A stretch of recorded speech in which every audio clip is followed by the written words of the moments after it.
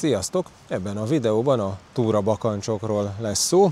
Először is megmutatom ezt, ami egy Aculastria, amit én az elmúlt 14 évben használtam nagyon-nagyon sok túrán. Gyakorlatilag amikor hideg volt, tél, latyak, hó, vagy bármilyen évszakban nedves idő, eső, sár, vagy pedig annyira kemény sziklás terep, hogy indokolt volt a bakancs, akkor mindig ezt használtam, és 14 évet kibírt. Megmutatom ezt, ami pedig egy Acu Super Alp, ez fogja átvenni a réginek a helyét. El fogom mesélni nektek ebben a videóban, hogy milyen tapasztalataim voltak az elmúlt 14 évben ezzel a bakanccsal. Azt is elmondom, hogy az utódjául miért ezt választottam, és mivel itt vagyunk a Mátrában a lakókocsival, a következő 5 napban gyakorlatilag minden nap túrázni tervezünk, úgyhogy bőven lesz lehetőségem elmondani azt is, hogy ez mit tud, és az első tapasztalataimat is meg fogom szerezni vele, és ezt is meg fogom veletek osztani. Hogyha kíváncsiak vagytok arra, hogy milyen szerintem egy jó túrabakancs, és hogy én miért ezt viselem, és milyen tapasztalataim vannak vele, akkor tartsatok velem ma is.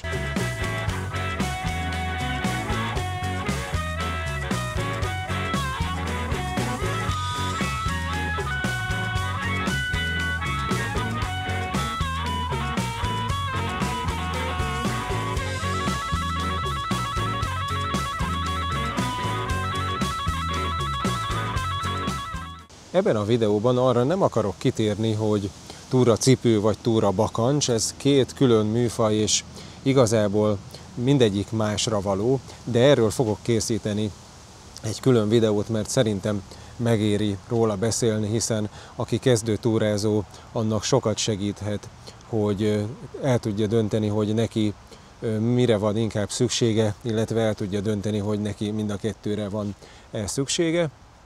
Amikor olyan az idő, akkor a cipő, amikor meg olyanok a körülmények, akkor a bakancs. Ezt majd részletesen abban a videóban. Inkább azt szeretném nektek elmondani, hogy ha már bakancs, akkor milyen.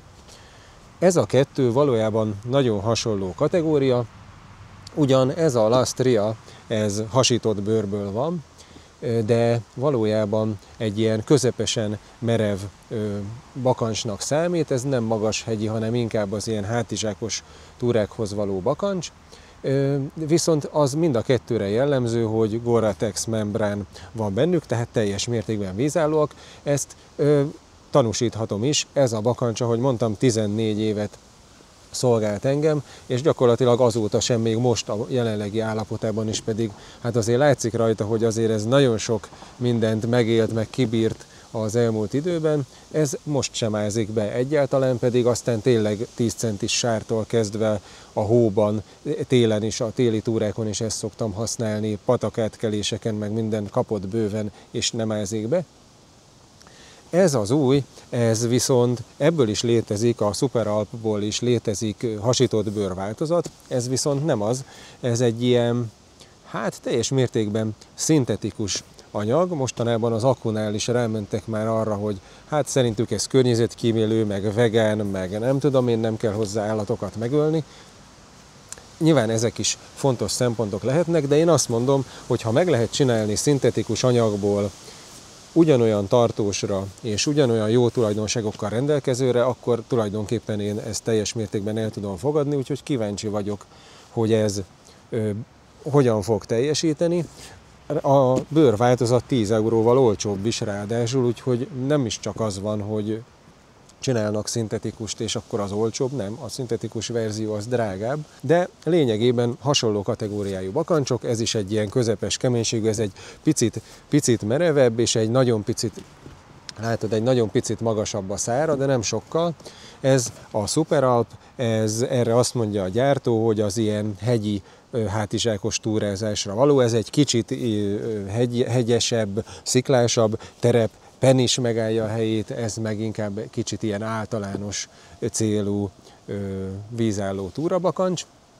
Azért ezt választottam, mert hát sajnos ez a típus már nincsen, pedig nézd meg, ez 15 éve volt új típus, és szerintem egy ilyen teljesen modern dizájnja van, nekem ez nagyon tetszett, részben ezért választottam annak idején, és ahhoz kinézetre is hasonlót kerestem, meg tulajdonságokban is hasonlót, és igazából ez volt az, ami így ránézésre megfelelőnek tűnt.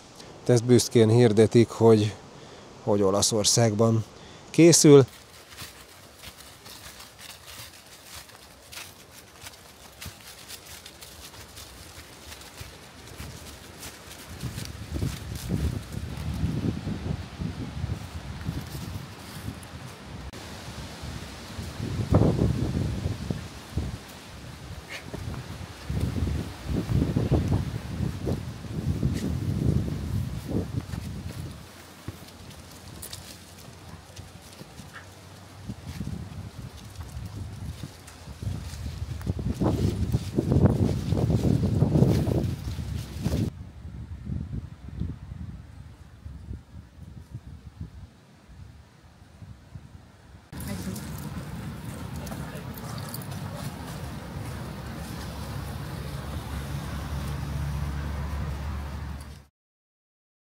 Na sziasztok! Második nap, amit eddig láttatok felvételeket, azt tegnap csináltuk, csak itt a környéken, még délután volt egy kis időn, körbesétáltunk, de ma jön az első igazi túra.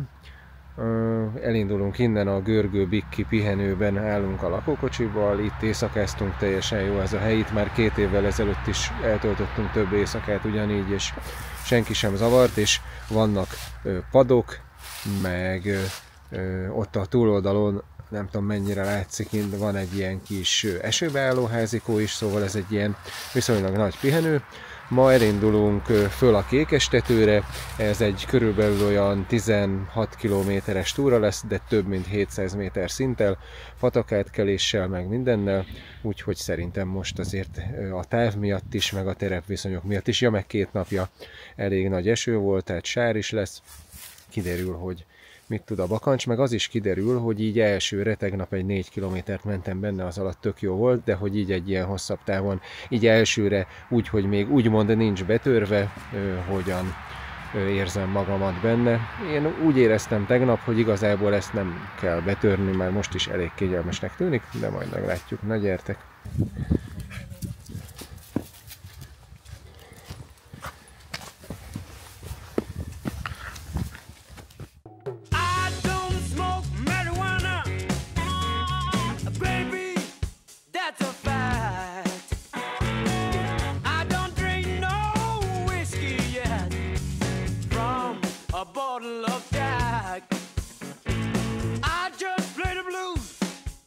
Me on the right track. I don't need no pills to make me feel high. I don't need no big wings. 14 év intenzív használat után itt az egyik oldalon az egyiknek elkezdett lejönni a talpa, és amikor elkezdtem megpróbálni megragasztani, akkor vettem észre, hogy valójában a talpnak az anyaga kezd már, hát hogy úgy mondjam, így a szilárdságából veszíteni, és ezért nem biztos, hogy érdemes megragasztani, mert magának az anyag az, ami kezd így tönkre menni, és onnantól kezdve majd nem a ragasztó engedi el, hanem a ragasztót fogja a talpnak az anyaga elengedni. Na, de 14 év után milyen cipőd van az, ami 14 év hóba, sárba, hegyen, völgyön, sziklán, mindenhol használat után még szinte tökéletes állapotban van, azon kívül, hogy koszos, meg azon kívül, hogy az egyik talpa elkezd lejönni 14 év után. Nekem ez a cipő tökéletesen bevált, de nézd meg, most csak megmutatom, hát most a sártól nem annyira látszik, de nincsen félrekopva a talpa, nincsen nagyon lekopva, mindenhol a fekete kopórétegből még van rajta, tehát nem kopott el ennyi használattól sem, pedig tényleg mondom, ezt sziklás talajtól kezdve mindenhol használtam. Nézd meg a belsejét, nem tudom a kamerán mennyire fog látszani, nincsen kikopva ez a belső szövet, sehol nem lyukadt ki a belseje. Na, tehát egyszerűen ez elképesztő módon bírta a 14 évnyi nyúzást, és hát ezek után nem volt kérdés, hogy ugyanebből a márkából, az Akuból veszek. Ez egyébként egy olasz bakancsgyártó, és fönt Észak-Olaszországban a Dolomitok lábánál van a gyáruk. Hát ők, ha valaki, akkor ott személyesen is értenek ahhoz, hogy milyen bakancsot érdemes csinálni a hegyi túrázáshoz. És miután ez ennyire bevált, ja, hát azt csak még elmondom, hogy amióta nekem ez megvan, ugyanakkor, mi 15 éve vagyunk házasok a Gabival, ugyanakkor, amikor ezt vettük nekem 14 éve, akkor neki is vettünk egy bakancsot, egy más márkából, és azóta neki már a 4. vagy az 5. bakancsa van, és nem azért, mert tönkrementek, hanem mert egyik se volt igazán kényelmes, vagy a talpmintázata sokkal jobban csúszott sárba, vagy na, mindegyikkel volt valami probléma, és hát képzeljétek el, hogy milyen bakancsa van neki, hát neki is most már egy akku van.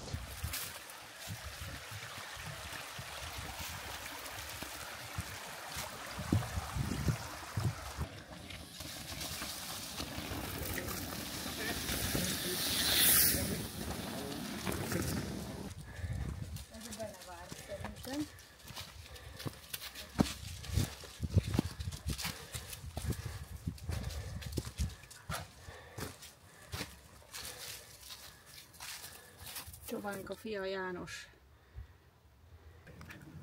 Mehet. Na mehet.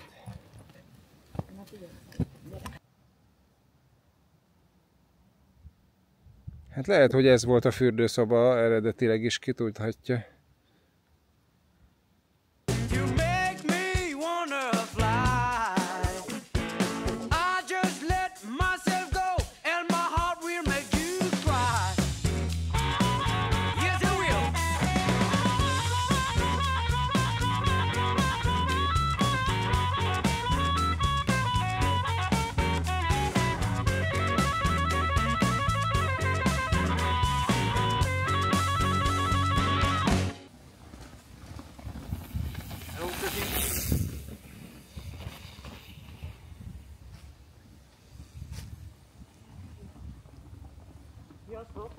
Hello. Gyorsan megmutatom így közelről, nézd meg ennek a belseje is egy ilyen, ez a belső anyag, ez egy ilyen kellőképpen csúszós, sikamlós, ugye nem tapad hozzá az okni, hanem szabadon tud benne mozogni a lábad. Nézd meg a nyelve, az egészen idáig föntig teljesen bele van varva, tehát ez gyakorlatilag idáig full vízálló, tehát idáig nem tud belefolyni a víz, látod, mert itt ez itt össze van varva. Ugye teljes Gore-Tex membrános az egész, a Vibram, és abból is a Megagrip, azt hiszem talán az a fantázia neve, abból is az egyik csúcskategóriás talpanyag és talpmintázat van ezen rajta. Ez elvileg mindenféle nedves, köves, sáros, mindenféle felületen jól tabad, nyilván tesztelni fogjuk, de hozzáteszem, hogy ezzel a bakancsal ilyen szempontból soha nem volt semmi problémám. Úgyhogy na, így előjáróban már így is nagyon sokat beszéltem. Azt még itt el kell, hogy mondjam, hogy túracipőre is igaz, de a bakancsra főleg igaz, hogyha akarsz egy olyat, ami igazán kényelmes, igazán vízálló, igazán tartós, és igazán jól fog téged szolgálni hosszú időn keresztül, akkor sajnos azon spórolni nem lehet, hanem meg kell venni valamelyiket a jó fajták közül.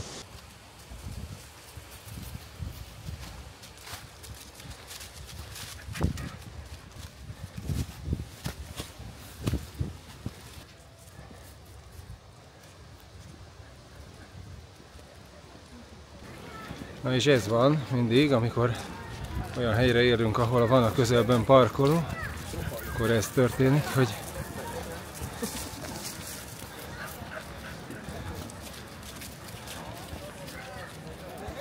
hogy végtelen embertömegek kirándulnak az autóikkal föl a hegyre, egyébként közben meg itt vagyunk, ott van a kő. És a többiek azok mind ezrek?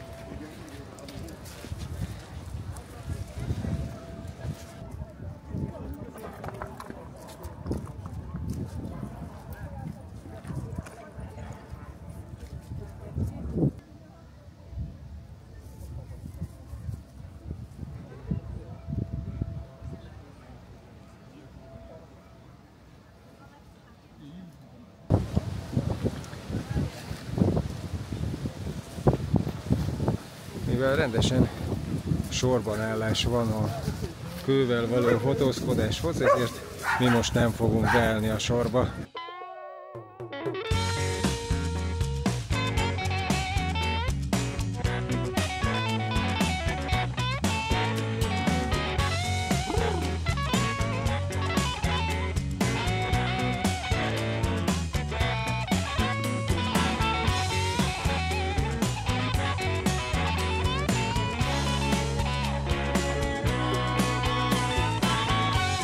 Na, az első nap megvolt, délután 3:30 van, itt van a mai túránk statisztikája.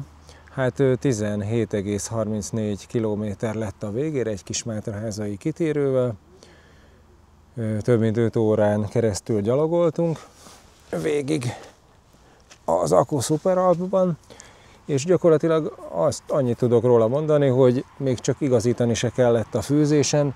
Reggel bekötöttem viszonylag szorosra, és teljesen jó volt végig, úgyhogy úgy látszik, hogy ez olyan, amit igazából betörni sem kell, hanem ha a megfelelő méretet választod, nyilván ez nagyon fontos, tehát egy nagyon picit legyen nagyobb benne a lábad, mert melegben, meg hosszabb utakon valamennyire megdagad az ember lába, tehát ne legyen teljesen passzántos, de legyen kényelmes, semmiképpen ne lötyögjön, amikor kiválasztod a megfelelő méretet, és akkor onnantól kezdve egyből jó. Igazából a másikkal, a régi Aku bakancsal is így volt, hogy az első néhány túrán meg kellett találnom a megfelelő fűzés szorosságot, hogy kényelmes legyen, és akkor onnantól kezdve tökéletes volt végig, és nagyjából ugyanolyan érzetet is kellett. Tehát nem az van, hogy mit tudom én, hónapok alatt folyamatosan idomul és ilyesmi, hanem ezek egyből megfelelőek, és egyből olyanok, amilyenek aztán lesznek mindig is.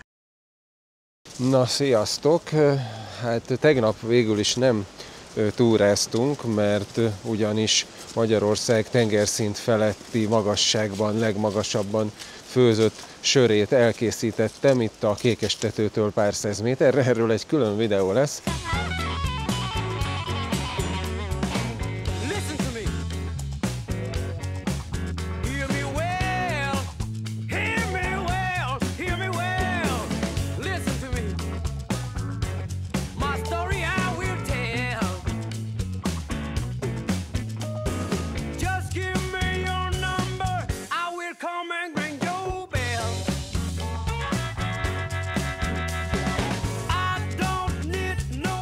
Ma viszont ismét túra, egy körülbelül 13 kilométeres, de több mint 600 méter szintes túrán bejárjuk a Mátra bérceit, meg még persze más szépségeket is, és természetesen ma is az Aku Superalp bakancsban, úgyhogy tartsatok velem ma is, a tesztelés folytatódik.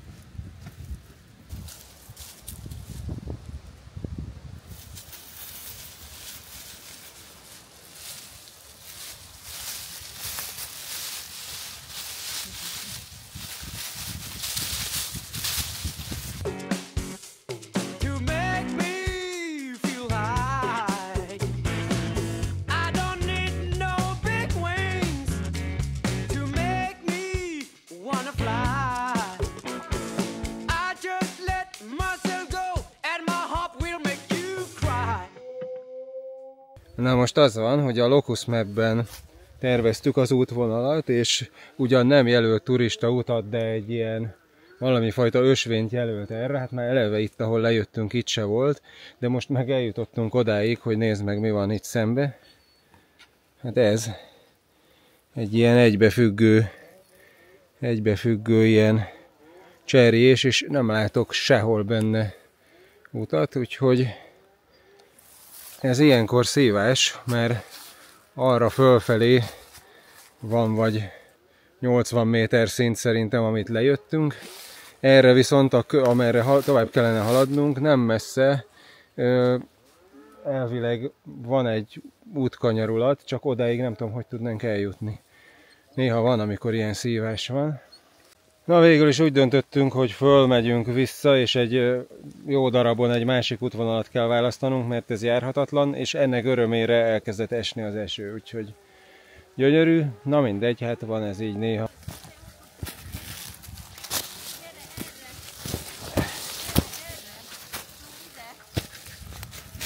Brutál, meredek.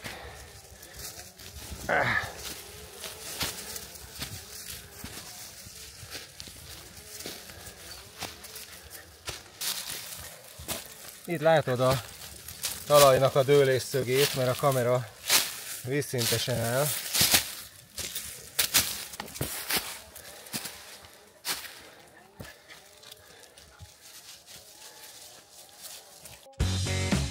Make you cry. Whoa, make you cry, cry, cry.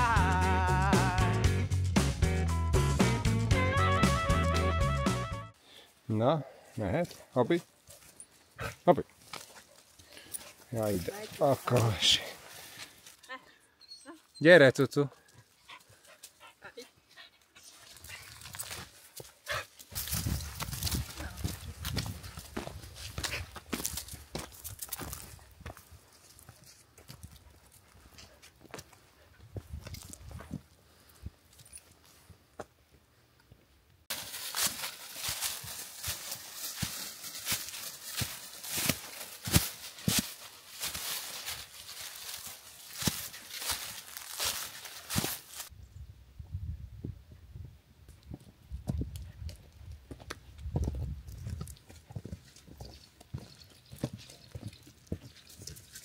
Ez se rossz. Aha.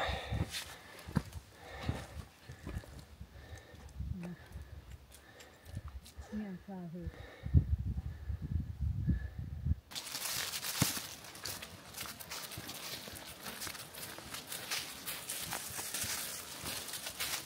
Az elmúlt 2 éjszakát itt töltöttük, ez egy a Kékes tetőtől pár száz méterre lévő hely, ez egy volt orvos és nővérszálló, már egy ideje nincs használatban, ez látszik is rajta, és itt szuperul meg tudtunk állni, védett helyen, végig ide aszfalt vezet, tehát a lakókocsival jól be lehetett jönni, senki nem zavart minket, úgyhogy tök jó tudom ajánlani ilyenfajta vadkempingezésre.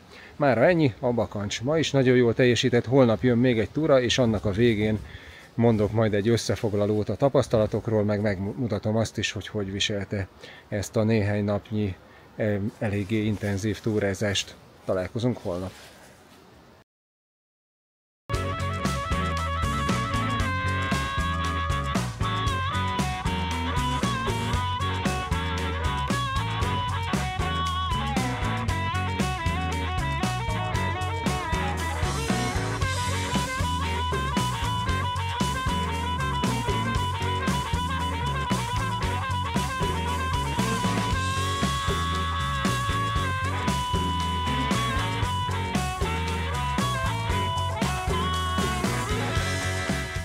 A következő éjszakára átköltöztünk a Mátra Szent Istváni sípálya parkolójába. Mivel a pálya októberben még zárva van, nem zavartunk senkit. Így másnap innen indultunk az Ágasvár csúcsát is érintő 16 kilométeres túránkra.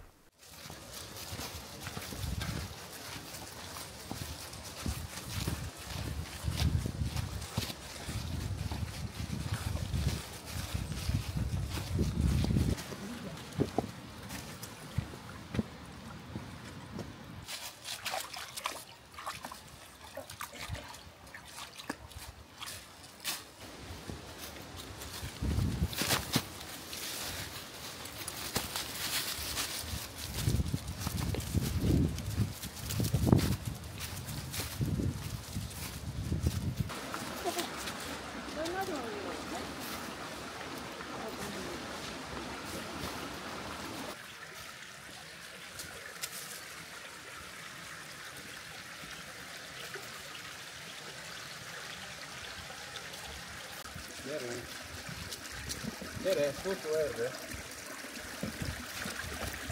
Gyere!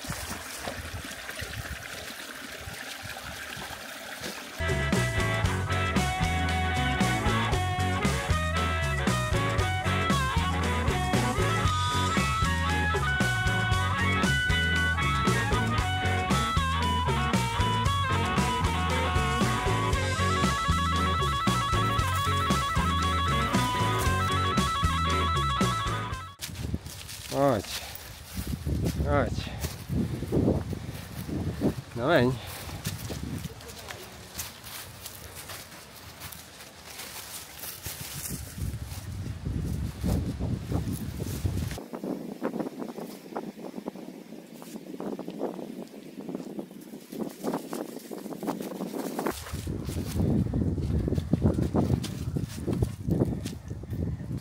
Gyerünk!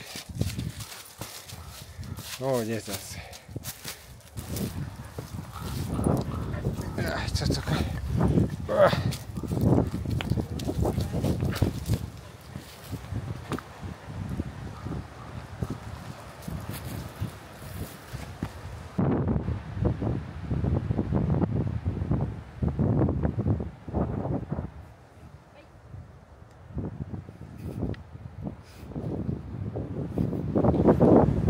Most elhoztam a drónt, itt van a hátizsákban, a Mini 5 Pro, de olyan szél van, valószínűleg halljátok is, hogy alig halljátok, hogy mit dumálok, hogy nem fogok drónozni, pedig itt aztán szuper lett volna, de azért nézzétek, hogy milyen tökéletes a panoráma. Ez itt fönt az Ávasvár, eddig egy olyan 300-400 méteres, elég meredek emelkedő jött fölfelé, innen viszont egy gerincen fogunk menni.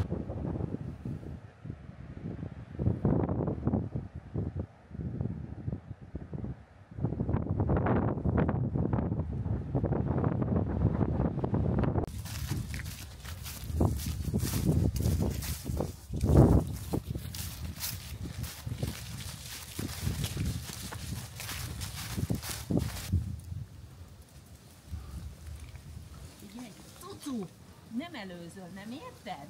És nézd meg, is bemegyek.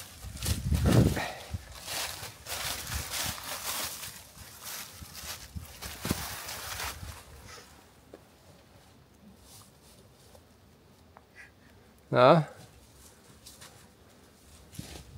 Tudsz jönni? És itt a gerincnek a végén pedig a Nielsen szikla helyett a Newton szikla. Mindjárt megnézzük, hogy hogy lehet oda jutni. Ide felszállom.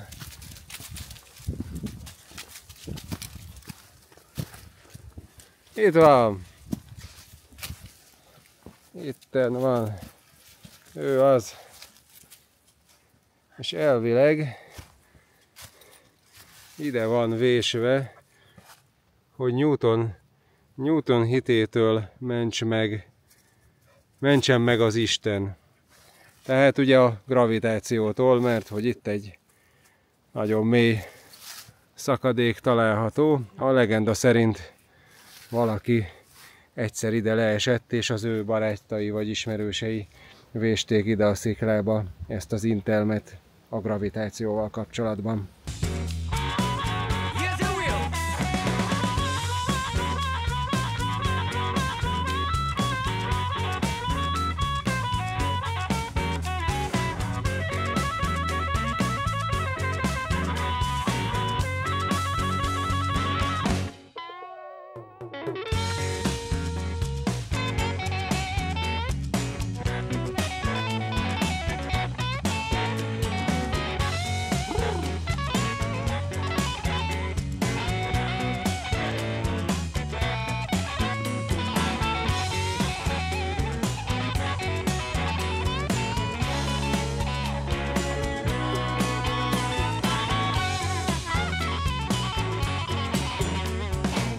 Listen to me. Hear me well. Hear me well. Hear me well. Listen to me. My story out. Na hát ennyi volt a 6 napos utazásunk, a mai nap már a hazaúté, az első nap idefelé jöttünk, és egy napon pedig elkészítettem Magyarország legmagasabb tengerszint feletti magasságban főzött sörét, országos rekord. Erről hamarosan lesz videó, vagy ha már megvan, akkor itt a jobb felső sarokba kattintva meg tudod nézni. A lényeg az, hogy 3 napunk volt túrázni, és ez alatt összesen 49,2 kilométert tettünk meg, összesen 2071 méter szintemelkedéssel, és hát természetesen végig az Aku Superalp V-Lite GTX új bakancsomban. Hát a tapasztalataimról annyit tudok mondani, hogy tökéletesek. Egyrészt az, hogy a dobozból kivéve, és egyből már az első nap egy 17,3 kilométeres túrát megcsinálva egyáltalán sehol nem fájt a lábam, se kidörzsölődés, se vízhólyak, se semmi. Azt szerintem már egy nagyon komoly eredmény, és utána a végére is ugyanez a helyzet, a lábam sehol nem fáj, sehol nem nyomott, nagyon kényelmes volt. A méretezése a szokványos, tehát a normális cipőméretednek megfelelő méretet kell választani, nekem ez 45-ös. A talpának a mintázata és az anyaga is tökéletesen bevált. Gyakorlatilag így október végén a Mátrában a nedves és a száraz szikláktól kezdve a görgeteges köves részeken át, a sáron, a zavarral borított köveken, a mindenféle erdei ősvényeken, a patakátkeléseken minden volt. Gyakorlatilag, ami a magyar erdőkben előfordulhat, az itt volt. Szerintem se jobb időpontot, se jobb helyszínt nem nagyon tudtam volna választani Magyarországon egy ilyen bakancsteszteléshez. Minden terepviszony között nagyon jól tapadt ez a Vibram Megagrip talp, ez nagyon jól teljesített, és igazából látható kopás sincsen rajta. Jó, hát azért az furcsa is lenne, ha 49 km után lenne rajta. A szárának a magassága és a merevsége is megfelelő ahhoz, hogy minden terepviszonyban megfelelően tartsa a bokát, és ennek ellenére én egy viszonylag szorosra fűztem, hogy azért valamennyit tudjon mozogni benne a lábam, de mindenhol körbefogja. Ennek ellenére itt körben sehol nem nyomott, pedig az előfordulhat az ilyen magasabb és merevebb bakancsoknál, hogy a lépések során itt valahol oldalt vagy hátul nyomja az embernek a lábát. Ennek annyira ilyen puha, szinte nem tudom, hogy ilyen memorihabos-e, vagy nem, de minden esetre olyan, itt a bélése olyan vastag és puha, meg itt fölül is, hogy sehol nem nyomott. Ilyen szempontból is teljesen kényelmes volt. Olyan szempontból ugye azt mondtam, hogy ez nem bőrből van, ez a V-Lite típus, ebből a bakancsból létezik bőrváltozat is, az ráadásul olcsóbb 10 euróval, de ez a szintetikus változat, ez a leírás alapján több előnyt is kínál. Az egyik az, hogy hát jóval könnyebb, azt írja a gyártó a saját honlapján, hogy ez 30%-kal könnyebb, mint ugyanez a bakancsbőrből. Ezt elmondhatom, hogy ez valóban meglehetősen könnyű, ez könnyebb, mint a korábbi bakancsom, pedig magasabb is a szára, meg valamivel merevebb, ez egyel, hogy úgy mondjam, magashegyibb kategória, és ennek ellenére könnyebb. Nyilván nem mindegy azért egy ilyen bakancsnál, hogy 70 deka, ami a lábadon van, vagy 1 kiló, nagyjából ez a különbség a V-Lite és a bőr változat között, és emellett én ezt kérdeztem tőlük, írtam nekik e-mailt, hogy ugye azt lehet tudni, hogy a bőr változatokat van is hozzá Aku márkából különböző tisztító és bőrápoló szerek. Én azt használtam is az előző bakancsomra, lehet, hogy annak is volt köszönhető, hogy ilyen sokáig jó állapotban bírta. Szóval a lényeg, hogy arra legalább évente egyszer kell egy bőrápolószert használni a tisztítás után, és kérdeztem tőlük, hogy akkor ezekkel viszont mi a helyzet, és azt írták, hogy ezekre, mivel ez szintetikus anyag, nem bőr, ezért ezt valójában nem kell semmilyen módon bőrápolózni, tehát nem, tulajdonképpen még azt az évi egy alkalmat is megspórolod, nem kell vele tulajdonképpen semmit csinálni. Az pedig, hogy ez az anyag mennyire lesz tartós, ezt is kérdeztem a gyártótól e-mailben, és azt írták, a véleményük szerint ez ugyanannyira tartós, ők olyanra tervezték, hogy ez ugyanannyira tartós legyen. Nyilván ezzel kapcsolatban én most még nem tudok nyilatkozni, de nyilván, hogyha ezzel kapcsolatban lesz fejlemény, akkor erre majd egy másik videóban vissza fogunk térni, hogyha valóban ugyanaddig bírja, mint a másik, akkor ez 14 év múlva lesz. Addig meg remélem, hogy megelégedéssel fogom tudni használni. És a végül, hogy ajánlom-e, igen, tudom nektek is ajánlani, hogyha olyan bakancsot keresel, ami gyakorlatilag Magyarországon minden évszak, minden terep viszonyára alkalmas, jól tartja a bokát, nagyon kényelmes, és szerintem baromi jól is néz ki, és ráadásul azért ez a kategória, ez már a Tátrában vagy az Alpokban is nagyon bőven minden körülmények között megállja a helyét, szóval ha egy ilyen bakancsot keresel, akkor én ezt tudom ajánlani. Az áráról meg csak annyit, hogy igen, a jó minőségű, sokat tudó túrabakancsok nem olcsók, de igazából berakom az akunak a linkjét a leírásba, ott meg tudjátok nézni. Igazából, hogyha olyan bakancsot keresel bármelyik komoly túrabakancsgyártótól, ami ugyanezekkel a tulajdonságokkal rendelkezik, a leírás alapján ugyanezt tudja, akkor az ára is nagyjából ugyanez lesz, úgyhogy ezzel nem lehet mit csinálni. De egyrészt az előző bakancsom példájából láthatjátok, hogy akár 10-14 évig is kitart egy ilyen, és akkor, ha éves szinten elosztod, már nem lesz olyan drága. Másrészt meg, hogyha tényleg télen, nyáron, hóban, fagyban, sárban, latyagban, sziklákon, mindenhol menni akarsz, mint ahogy mi szoktunk, akkor egyszerűen nem lehet azt elkerülni, hogy vegyél egy normális minőségű túrabakancsot. Remélem, hogy ez a videó hasznos volt a számotokra, hogyha igen, kérek egy lájkot, iratkozz fel, ha még nem vagy, és találkozunk legközelebb, akár egy túrán, akár személyesen is az erdőben. Sziasztok!